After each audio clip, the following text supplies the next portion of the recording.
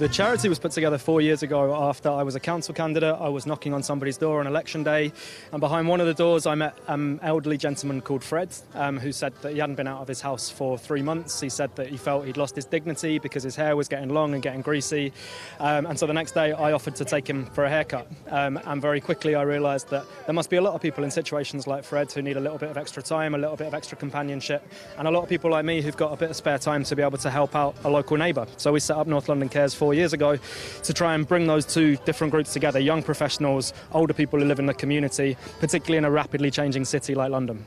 I only moved to London in September last year, and I'm a student, so I have a reasonable amount of flexibility within my schedule, and I thought it'd be a nice way to get to know the new place that I'm living and some of the people in it.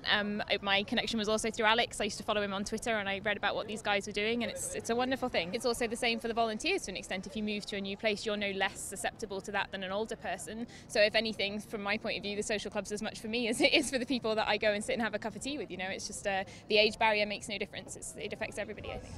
London is multicultural. It's got so many different kind of groups butting up against each other, and it's vast, you know. And it can actually, like Ellie was saying, at any age, you can feel quite anonymous in this city, quite disconnected. I think maybe use of technology has meant that slightly older people have, struggled to keep up with other ways people are connecting, like through social media and things like that. And it's actually, when you think about it, quite a natural outcome of a city like this. So charities like this are so important to try and combat that.